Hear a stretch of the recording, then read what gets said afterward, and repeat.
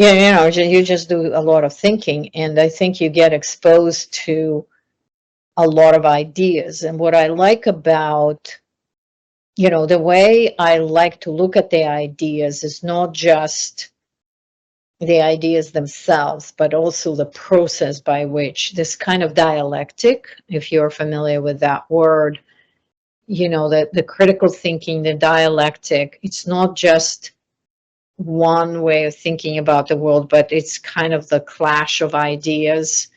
And it comes from my, first of all, you're already by definition speaking several languages. It really shapes your brain that way, as you probably relate to that, because the way you think about, like in your particular case, you think in Vietnamese and you think in English, and you can see that these are not overlapping systems. There are lots of opportunities. So for people who speak several languages, and lived in different cultures, I think that's kind of an analog way of experiencing this diversity of ideas, diversity of concepts, diversity of tools. I'm not a polyglot, but I speak several other languages, and I'm kind of working on my Spanish. It's really interesting, even though I don't have the time, but I have I have a coach or a teacher who I meet regularly and talk to her in Spanish. Here's a metaphor that is often used by people in ACT, right? Imagine that you have a party. You're having a party at your house, and it's going to be a lot of good friends, probably 20 people or more, and you've laid out the food and the drink and so on, and everything's really nice and so on. And the party gets going, and people are having a good time, and there's a knock on the door. And it's this person that is a neighbor of yours who you really don't like, and who is kind of nasty and smells bad. I mean, they don't have good hygiene and so on, right? And they want to come in, right? And you don't want them to come in. So you could stand at the door and keep that person from coming in, but you're not at the party. Isn't it possible, however, that you could let that person in, and you could say, here's some things to drink, here's some food, have a good time and so on. And that you could welcome that, and even though you don't like the idea, you could welcome him in, right?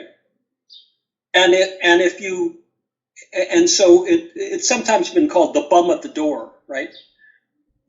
Okay. So, but there's a sense in which if you don't like the fact that this person is here, well, that's just another bum at the door, and you can welcome that in too. So you can just accept these things, and without having to struggle with them, without having to get rid of them. At a minimum, if you accept the fact that this person is there, and you accept the fact that you're unhappy about that, you could go about your business and enjoy people, and maybe bring this person involved, and maybe find out that this person is a decent person, or maybe just because you did something compassionate to that person, you will feel better.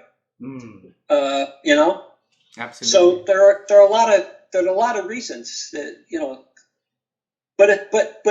but reason, so often we think of reasons as, well, I did this because of that, right?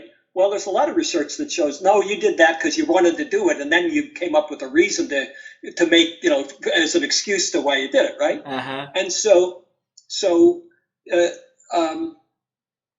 you can put your reasons aside and just choose to do what's important to you, Okay, yeah, I would say, if I was summing up all of this kind of stuff, I'd say stay away from negative people who are glass half empty types. Stay with people who have their glass half full. The world they're thriving, they're nice, they're kind. Be with kind people. Be kind yourself. Learn about your negatives. change them as much as you can. Go get social support and get feedback from the people that matter to you and who you value and trust in life. I think if you did a lot of that if you did that kind of thing, you learn more about yourself and you are prepared to change as much as you can, because there's some bits of us which are very difficult to ever change. They come from a place which is hard to reroute somewhere into different kind of behavior. But you can adapt, even if it's temporary. I think all those things would lead to you being, wiser. And as you go older anyway, I think you realize that life is too short, that life is a one-act play. It ends. And as you get older, you say to yourself, no point in being angry with X. Doesn't do X any good. It doesn't do you any good as a person. So either don't be with X and just be with the people who really matter and who value you and you value them. So I think, this is a very big philosophical thing you're getting at when you're talking about wisdom and what you learned from being with other human beings. But as you get older, I think the good news is you begin to look at what really matters, and the stuff that's peripheral to your life and to living, and that actually damages you and doesn't grow you. It doesn't enable you to flourish. You leave by the wayside as you get older. He said, because you're saying to yourself, life is getting increasingly shorter as you get older. Therefore, it actually sifts out it begins to sift out all the negative bits of your life. I think that's really healthy in a way. Getting old is lovely in a way, because you don't have to worry about everything as much, because you realize your time is more limited. When you think about those 5 people who would help you even before asking, what do you need help with? And you think about what they would think or say if they found out you needed help and you didn't ask them, they would be thinking, why didn't you ask me? I am here for you. You've helped me so many times. This is my opportunity to give it back to you. You shouldn't have to do this alone. Why suffer and struggle when you don't have to? So we ask people to adopt the mindset of their helpers. And when you adopt that mindset, you realize that people are wanting and waiting to help you. The people that you would ask for help hopefully will not judge you negatively for asking, but in fact, will consider it flattering. Whenever anybody asks me for help, I am flattered that they ask me. That doesn't mean that I always can or should say yes, but I've never been insulted that somebody thought I could be helpful to them. And so it takes a little bit of trying on some new mindsets to help rechannel those neural pathways to get brave. It's really brave to ask for help. It's really going against our culture of what we've come to believe makes somebody successful. And it is entirely necessary for us to get better at anything. Pause and think before you speak. I'm a big fan of Roshi Joan Halifax, who's a Buddhist monk in Santa Fe, New Mexico. Amazing person. She has something in her book that she basically says the 5 gateways of speech. Is it true? Is it kind? Is it beneficial? Is it necessary? Is it the right time? So when you feel yourself getting tense, stressful, this person doesn't know what he's talking about, I don't like this, this is, feeling negative emotions that you're going to spew out at people, is it necessary? Is it beneficial? Is it kind? Is it true? Is it the right time? It only takes you like 1 minute to say those 4, 5 words. Is it true? Is it kind? And that slows the body down. That slows the mind down. That slows the ego down. Because our ego, the purpose of our ego Our ego wants us to understand that it controls what we do in our mind. So we have to shut the ego down to be quiet in order to get to the quiet mind. So I guess I've been defining it in terms of the method, so being someone else, being somewhere else, or being sometime else. But really, it's seeing yourself from a distance. So here's the thing: we normally view life from this self-immersed perspective, where my default lens is me here and now. So I'm looking at this screen out through my own eyeballs. I mean, obviously, in a way, but I'm interpreting everything relevant to this entity that is me, that is a fixed entity. And so everything has to pass through that filter. What I want to do is I want to step outside of that entity. And I want to be somebody else, looking at me as though I'm somebody else. Here's a quick, easy way to think about it. So, you know how a friend's telling you a problem or an issue that they're dealing with, and it's so much easier to see the issue when a friend's telling you about their story. You know, but if you're trying to make sense of your own situation, it's a lot harder sometimes to see it as clearly. It's easier to see a friend's problem than our own problem. It's easier to see a solution for a friend than it is to see our own solution, because we get in our own way. And so psychological distancing is this mental manipulation where we exit our immersed self and we take on a distanced self perspective. And the thing I really love about this is I have the best information for my own problems and my own challenges and the things I'm trying to decide. I have the most information out of anybody. For trying to make my own decision, I have the most information out of anybody.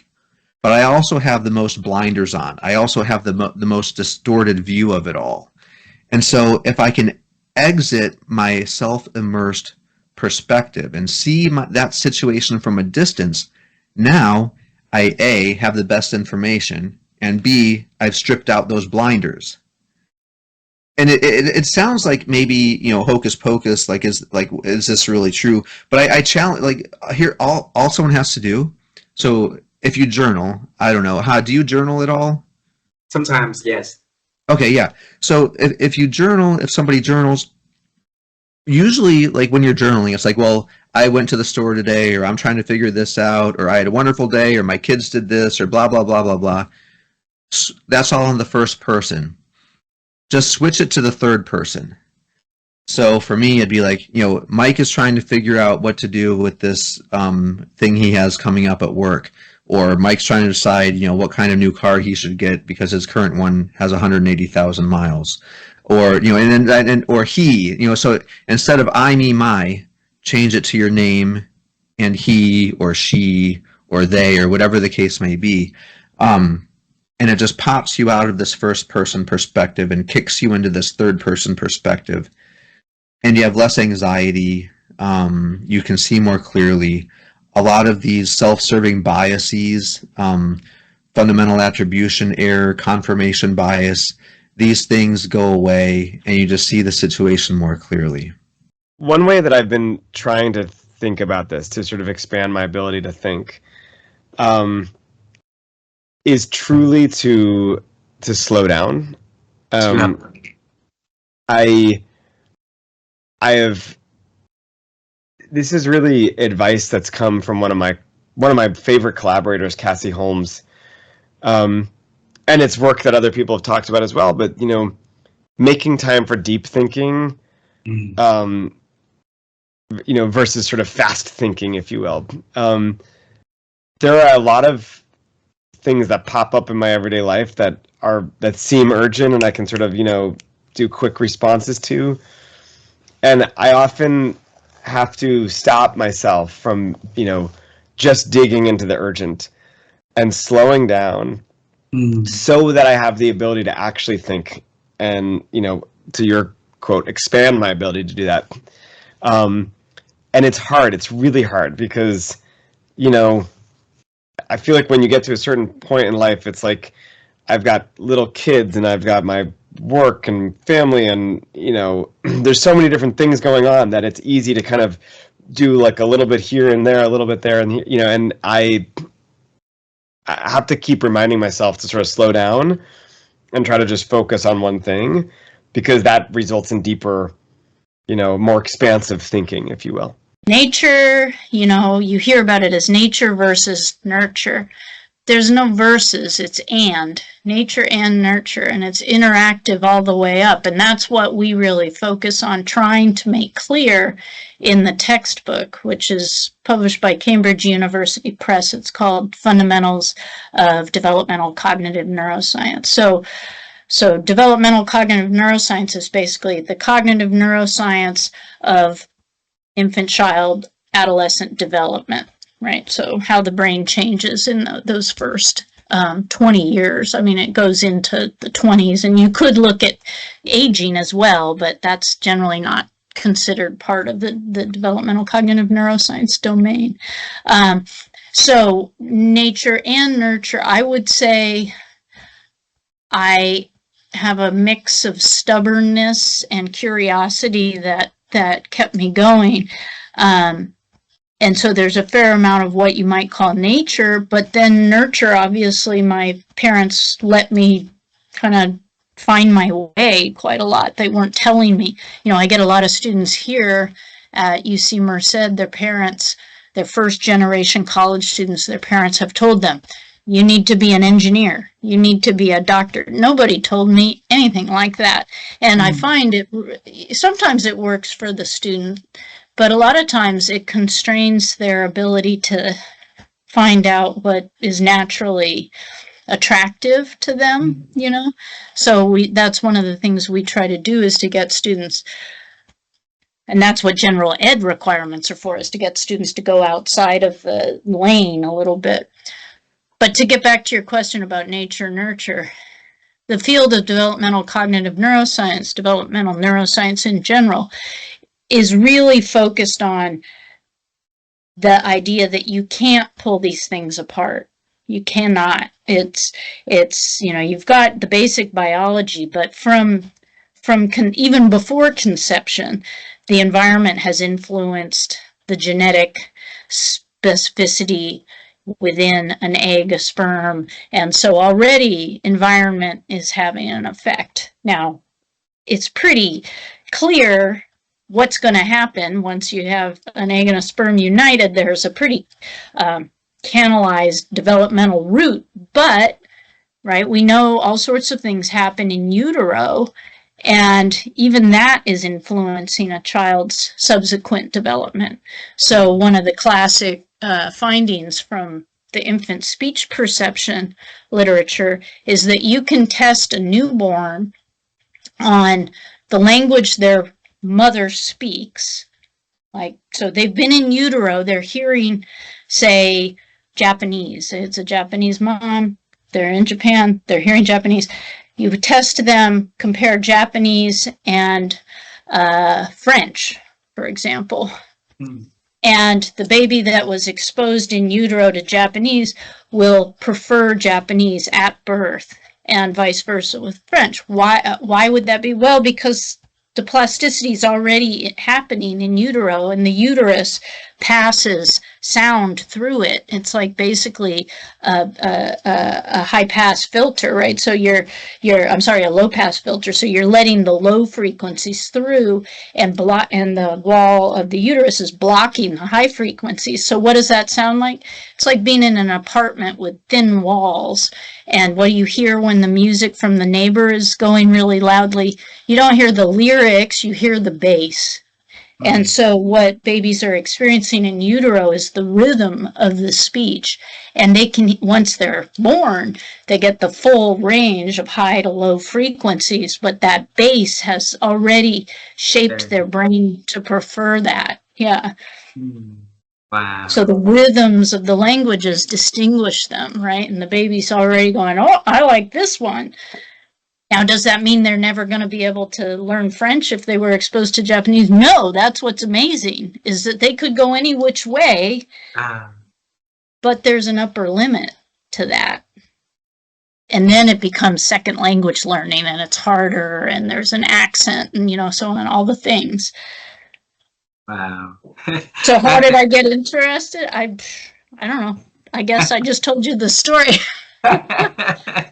As you get older, uh, I don't know if you notice that in yourself too, but like you feel like certain things repeat themselves, and they're just like you start recognizing patterns.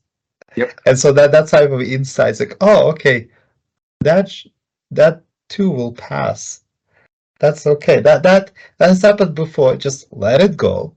They say not worth fighting, right? So those type of things, and sort of that type of recognition, they do come to some extent with experience, but of course not everybody recognizes those repeated experiences.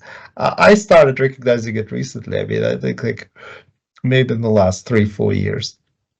So I think that helps my thinking. Those type of notions of insight, figuring out how to pick your fights, so to say, what to engage in, what to sort of let go, where to direct your attention and your energy, and where to just step back and let other people handle it. Like also this kind of insight that I mean, it's very trivial, but sort of like it will work out. You don't have to sweat every single thing. It's like the small things, it will work out. I mean, I used to be like, I need to be obsessing about everything because I want to make sure that it's up to highest standards and everything. But I was like, no, just let it go. I mean, it will be fine. So that doesn't really improve my thinking, I think, but it does free up resources to focus on thinking about other things.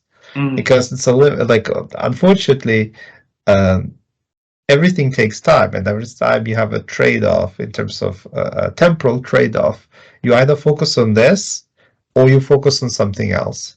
And I think like a lot of sort of ways to improve your thinking is to deliberately figure out what you should or should not be focusing on to channel your attention. And I think, yeah, that's sort of like one strategy. I mean, the other one is have a routine and good habits. I mean, I'm very bad at that. My wife tells me all the time.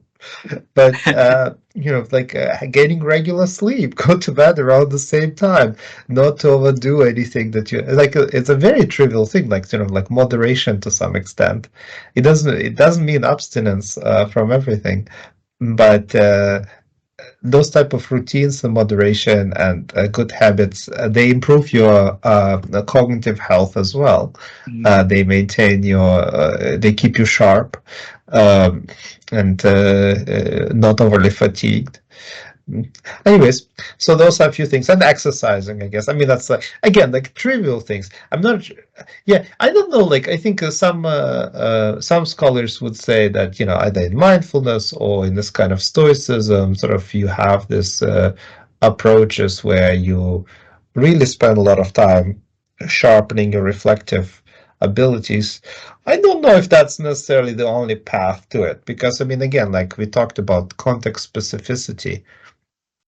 I would say that in some situations you probably just want to sometimes go outside and be with friends and then go engage in some kind of stimulating activity and close your computer and just do something fun and exciting together.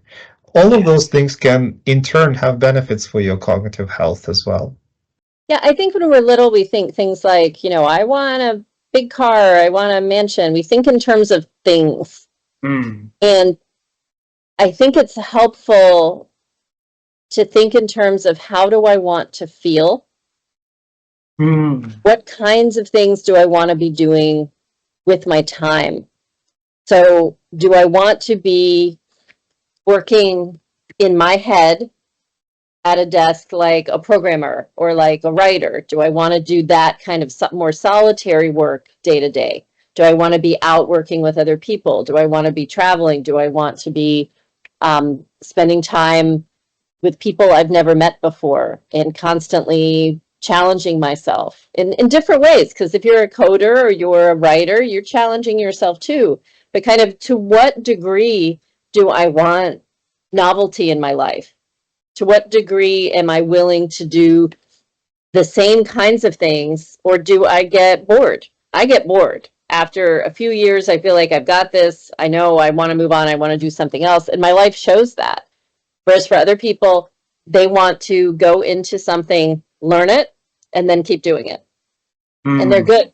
That doesn't work for me. It works for other people. So I think figuring out those parts of how you want to live your life, that's more important. And unfortunately, we don't get taught that explicitly. I think we, in some ways, we get exposed to that kind of information a little bit in school, but I think there are ways of thinking, what kind of life do I want to lead?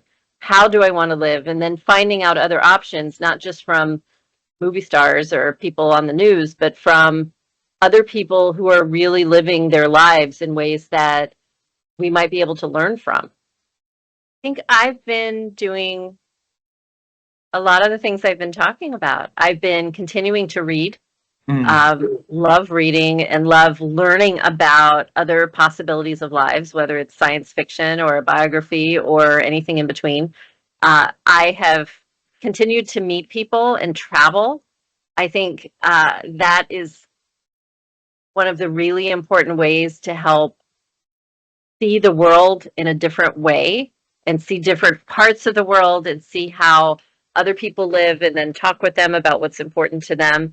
And I know it's a privilege to be able to travel a lot of different places, but as long as I can, I want to keep doing that. And then I think joining some groups like Toastmasters, which is public speaking group, really got a lot out of that. And going every week and hearing people's speeches about what's important to them in their lives. It's almost like a storytelling group in some ways, that gives an opportunity that I think is kind of rare. We don't get that very often.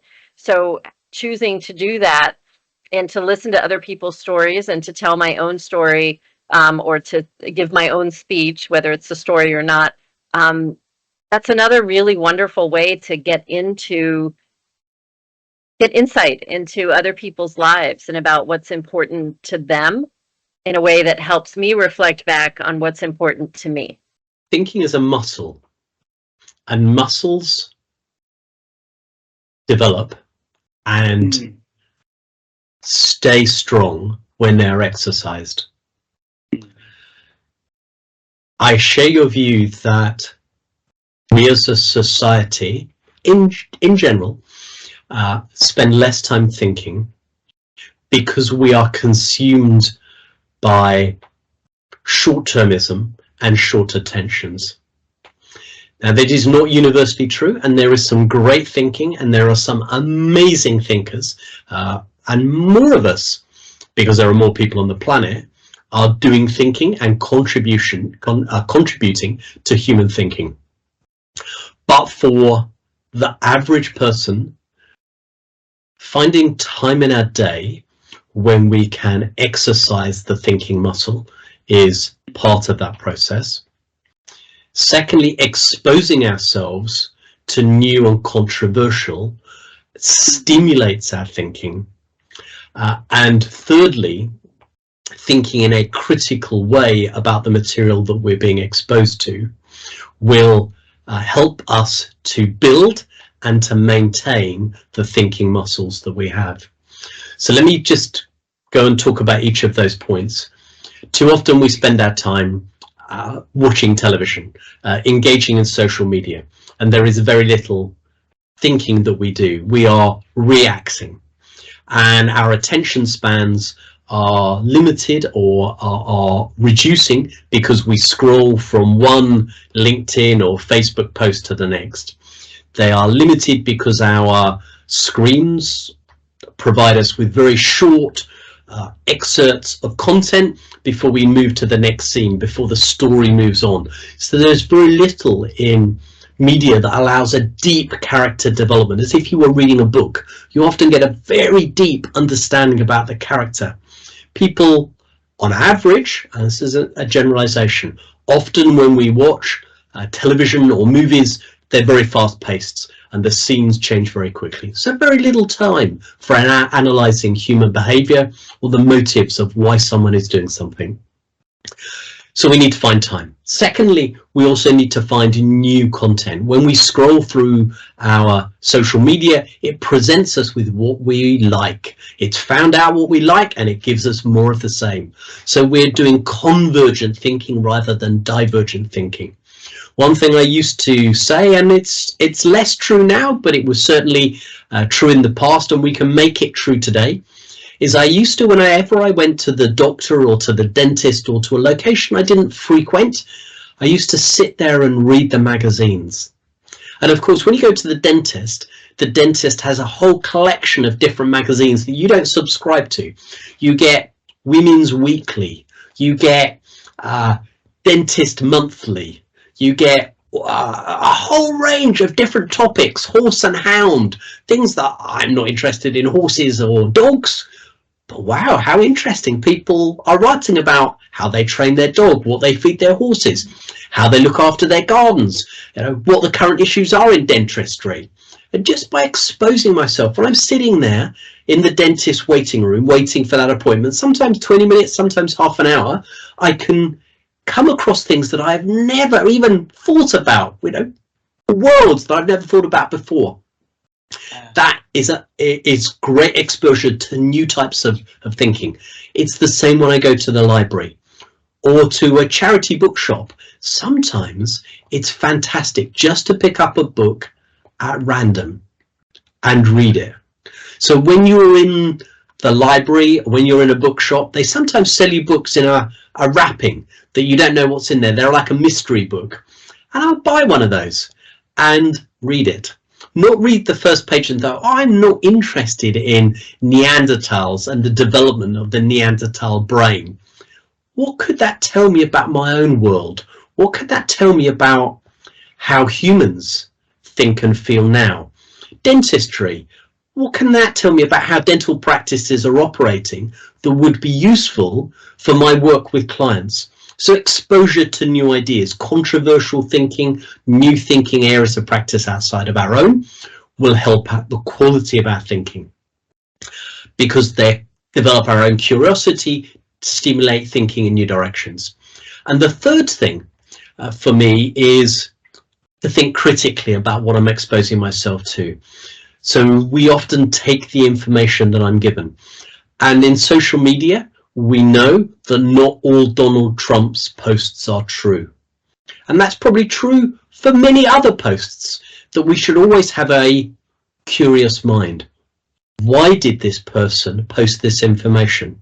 What's their purpose? Why did they post it now? What's the alternative view? What facts or evidence support the claims that they are making? And too often, I think that we have become lazy in our thinking to accept that all versions of the truth, as they're claimed to be, have equal value. But as I say that statement, you as the listener are recognizing that cannot be true. There is a truth and there are opinions which may be untrue, or maybe less true, or maybe completely untrue.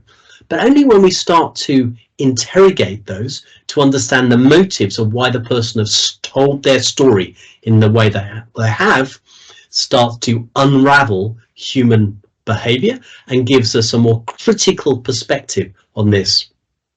Why has this article been published in this magazine this month rather than last month or next month? Well, because this is a hot topic. So as an academic, there are particular research topics that are very, very popular. If you send them in, you know that your chances of being published. COVID-19 a year ago was an example of this. You did a study around COVID-19. Your chances of being published will be significantly increased compared to a different topic. And there are other topics that go in waves. They're fashionable, they're curious. People will, so the editors believe, be interested in reading this. And so instead say, okay, what does that tell me about what's going on now? And that curious mind, that critical mind, is what we also need to develop alongside that aspect of opening our mind up to areas of practice, areas of ideas, contributions that we don't come across, and making the time to allow ourselves to think to think critically, to engage with that new material? That's a really interesting question. So I think there's something organic, there's something innate about the ability to think. And there's also something learned. Yeah. So I think that thinking is fundamentally a product of curiosity. Yeah. So, like, I had a friend who used to take apart everything, toys. Like when he was a little kid, his parents would give him a toy and he would take it apart. Right. And the parents would be upset because he's ruining the toy. But what he was doing is he was taking apart the toy to see how it worked. And he ended up becoming an engineer. Right. So I think that there's something innate that drives us to think a certain way, that's fueled by curiosity. So I think what helps me is this sense of curiosity. And, I'm not going to miss an opportunity to say data analytics, to say data, because that's where I come from. I'll share with you that we are now having an election in the United States. And there's a lot of tension between the Republicans and the Democrats. And the Republicans want you to think a certain way. They want you to be afraid. They want to fund the police. They want stronger laws against crime, right? We played this game like in the mid 80s, and this concept on focusing on crimes and criminals did not help this country. It actually hurt this country. But that's the message. The message is crime, inflation, right? And civil liberties. Those are the three themes. And the Republicans are saying tough on crime, no bail, right? But if you look at the data, the communities where they had bail reform actually had better outcomes because we released people so that they could fix their lives, so that they could pay their debt to society, instead of being locked up in jail until your trial, where you just get more in debt, right? And your family, you can't go back to your job, your family suffer, and when families suffer, communities suffer. And so the Republicans want you to think that you should be tough on crime, but being tough on crime actually is deleterious. It hurts communities. And they're telling you a story without showing you the data. And if you actually look at the data, it's the other way. You should be less tough on bail. You should let people go back to work. I'm not saying if somebody, shoots somebody, right? Somebody kills somebody. I'm not talking about that kind of a violent crime. I'm talking about, civil crime, not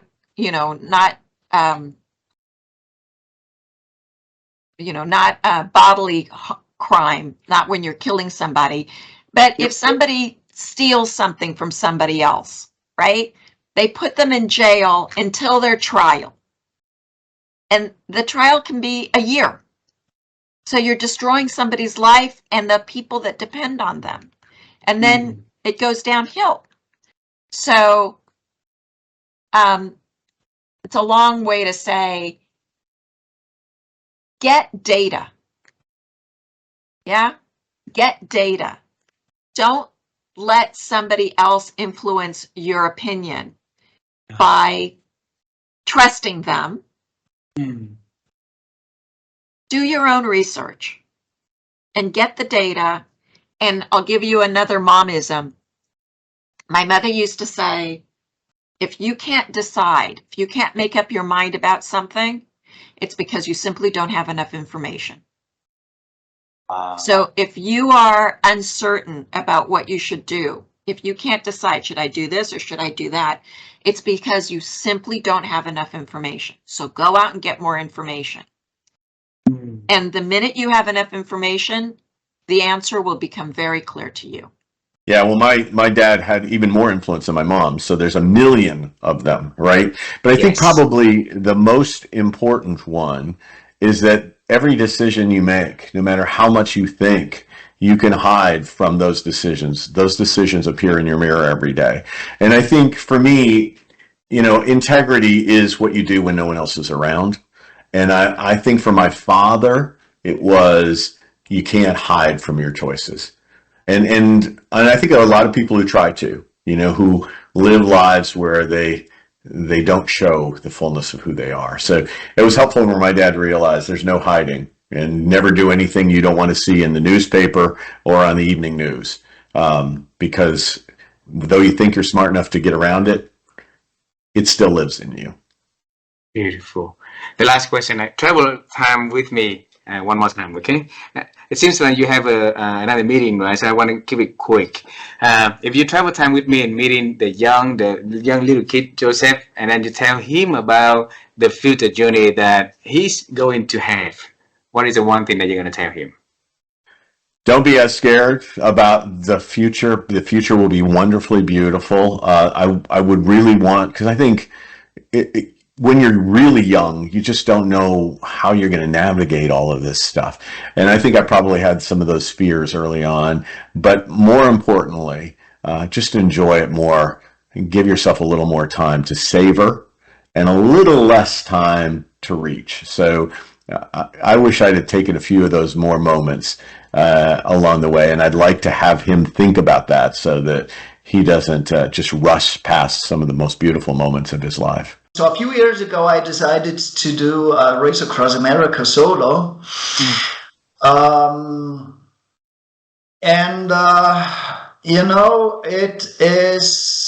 It takes years of training. So at least 5 years of training for this particular race, because it is so hard. So to give you some details about the race so that you have an understanding what the challenges are, it's you have less than 12 days for those 5,000 kilometers. I finished it in 11 days and 5 hours, and that means per day on average 432 kilometers on your bike. 3,400 meters of climbing, about 15,000 calories burned every day, and every day on average about 2 hours of sleep only, more than 20 hours on your bike per day. So this is Race Across America. This is the challenge. And it's very similar to some business and life challenges. You have a very tough long-term goal. You have to work very long. You have to train a lot to achieve this goal.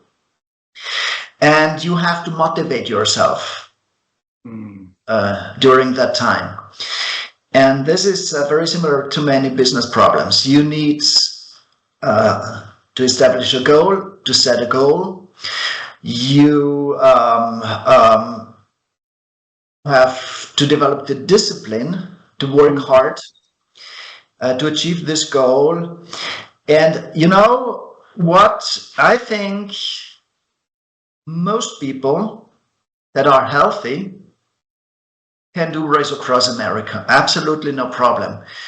If they are excited about this goal, this objective, if they develop the willpower to do everything that is needed to achieve this objective, and if they surround themselves with the right people that support you to achieve this goal. So it's all about the mindset.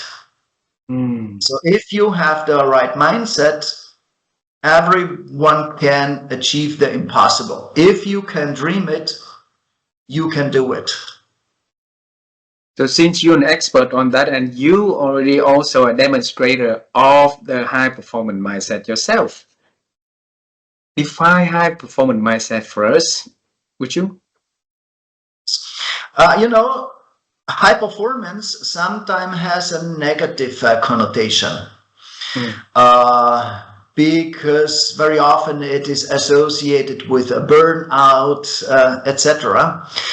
For me, a high performer is every person that achieves something he did not believe that he could achieve. So if you set a stretch goal, something that is beyond what you believe you can do it, and you can achieve it, you are a high performer in my view. I was just really lonely. I was just really lonely, and I wanted to not be lonely anymore. And I'm still an introvert. So even though I know much better how to make friends and bring people into collaborations and projects and spread great ideas, I didn't change my personality at all. I love reading and spending time by myself and talking with people one-on-one. And I'd love to talk a little bit about behavioral introversion and extroversion, because I think that can be helpful for leaders if we can in a bit. But I was honestly just desperately lonely, and I was also experiencing shame for being lonely. So a combination of loneliness and shame, embarrassment that I didn't have as many friends as I wanted to have, and I would know that other people were getting invited to do things, and I wasn't. I was even embarrassed and ashamed with my parents, and I remember I didn't want my parents to know that I wasn't being invited to do things like other people were, and I remember that sometimes I would pretend to be on the phone with a friend just so that my dad would hear and think that I had more friends than I had. And I also remember when I learned to drive and I was in high school and I would get to borrow a car, there were times that I would pretend that I was going out to a party and I would just go drive around by myself so that my parents would think that I had friends. So I wasn't just a nerd, I was kind of a weirdo and sort of pathological. It's not that everybody hated me. I did have some friends, but I felt a lot of social pain, and the social pain was enough to motivate me to try to get out of it. And the biggest thing that I learned, which started in high school but then has continued throughout my life since then, was that there's a really simple solution for not being invited to do things and socially and in collaborations, which is that you invite other people. So as soon as this shifted to me realizing that I could invite other people to do things, then I went from being an introverted, shy, relatively lonely person to being someone who had the same personality but was perceived as being a leader socially and in other types of extracurricular situations and academic projects, just because I was inviting people. And it turned out that so many of us are kind of shy on the inside, maybe not as pathological as I was, but there are so many people who would love to be invited. And it's not like most people are getting invited all the time. So I was into theater, and so I started, rather than auditioning all the time and being, usually you get rejected, but if you're directing a project, then you get to choose other people and invite them. And I started a volunteer club in my high school, and I would be inviting other people to go do volunteer projects. And on the weekends, I would be researching to find out what kinds of events were going on in our town. And then I would be inviting everybody. I organized a class camping trip and invited everyone in my class. So because I had been lonely, the things that I was inviting people to do were very inclusive, and it was always open to everybody. And so we would have people like, the athletes and the popular kids and the theater nerds and the computer nerds and people from different grades and different ages.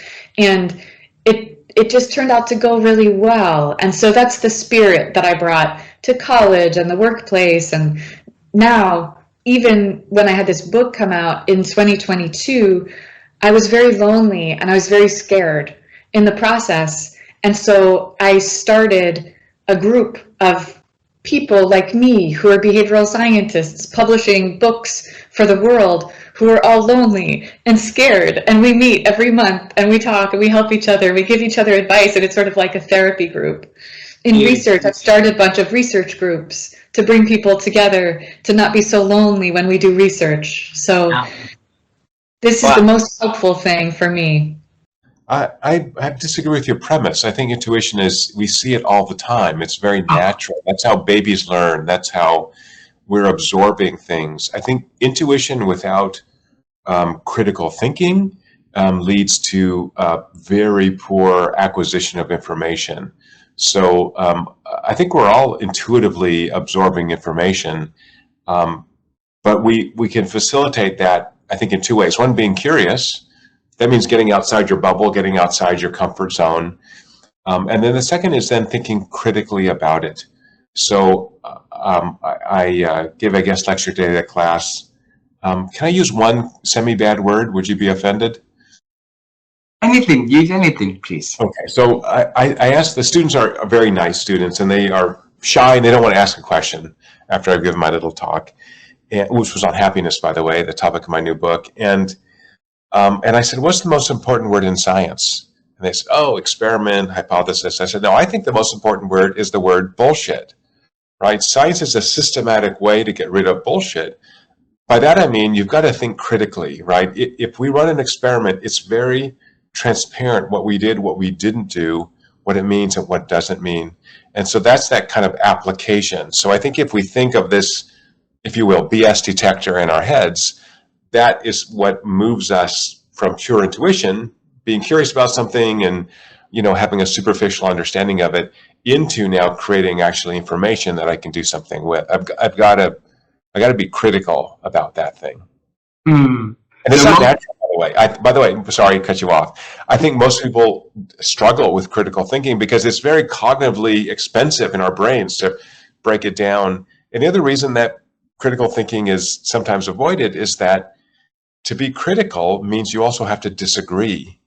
And if I disagree with you, you might think I'm a disagreeable person. You don't want to be around someone who's disagreeable and a nasty human being.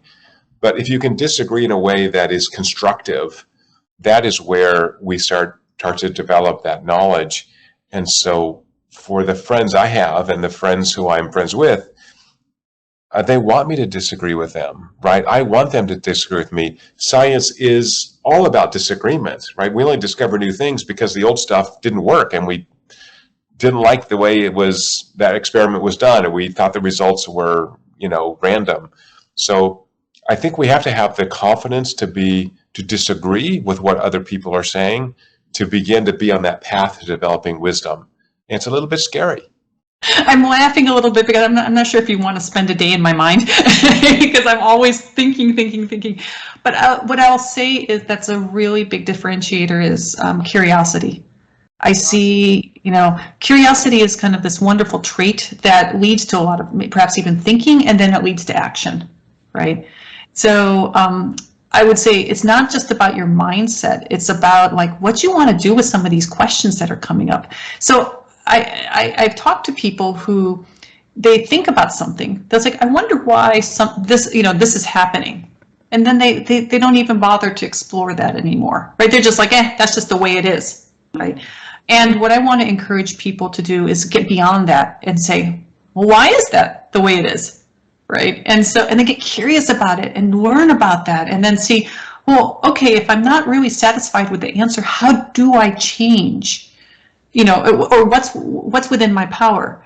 And so one of the things that I talk about, you know, with my clients as well as in my book is that everybody thinks that the problems of the world are too big, right? And I'm not necessarily saying that you as an individual are going to make that change, you know, but who else can you work with to be able to drive positive change, right, in the world around us?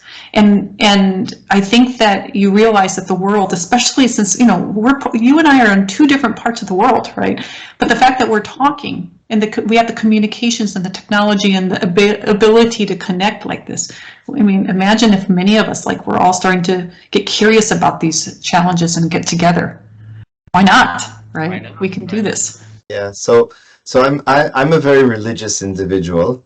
So I grew up with a lot of religious texts, Jewish religious texts, and I was always fascinated by the way that logical systems work in the Jewish texts. As you delve deeper into it, you can take a certain sentence and a certain phrase and a certain piece of wisdom, if we're talking about wisdom, and analyze it in so many different ways and get new insights.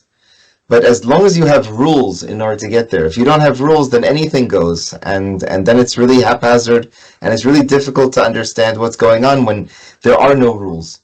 And so I always found it fascinating that there are rules, there are logical patterns to help you get to better understanding and to better knowledge.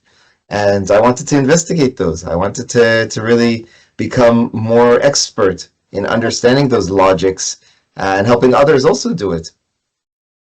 So how could that link to psychology? If it could be literature, it could be like statistics, it could be mathematics, right? So why psychology? Yes. Because I think that when we talk about psychology, I know that usually when people talk about psychology, they think about what's called in the world of psychology clinical psychology, or when I was studying in my bachelor's degree, it was called abnormal psychology, in fact. How people think wrong, what are the problems that happen in people's brains. But psychology to me is just really about how people think. And it's an overarching element in all of those fields that you just discussed. In literature, you have to learn to analyze literary texts, right? And in order to learn to analyze that, you have to have some sort of introspection of how your brain works, how you perceive texts, how do you read texts, where are the obstacles, how will you misinterpret texts if you don't have the right approach. And so I wanted to take that step even further back and understand the logic behind all those analysis, all those more analytical fields, and really see how that also interacts and intermingles with biology, which has also been a passion for me for many years. I really love biology. My daughter now loves biology also. She's studying biology. But I always wanted to see how the brain interacts with the mind, how logic interacts with the physiology. And that was also a unique element of psychology that I found. Beautiful. And in the world where people easily lost track of their interests, right? You've been doing this. You've been loving that since you were young, and have been doing this for 25 plus years and many years more to come. So tell us, where did you find the strength to focus and not being distracted by so many other things that possibly your professors then could, do and get better at? Yeah. I think that it's just a personality trait. I think that from my perspective, I think that it's always more worthwhile to become knowledgeable, deep knowledge in something than basic knowledge in many things. So it's not like I don't have a lot of hobbies and I'm not interested in other areas. Actually, in fact, that's what I really love about my job of being an innovation consultant, because I take a methodology and help people think better in their area of expertise. The other side is that they help me understand their areas of expertise. So I actually have a very broad knowledge base, a very basic information of almost anything that exists in the world. So that's one of the things that I really enjoy. But I think that in order to really have an impact in the world, and what makes me happy is to really have strong expertise in one area, to become the world expert, perhaps, in one thing. That really appeals to me, rather than getting distracted and becoming somewhat of an expert in many things.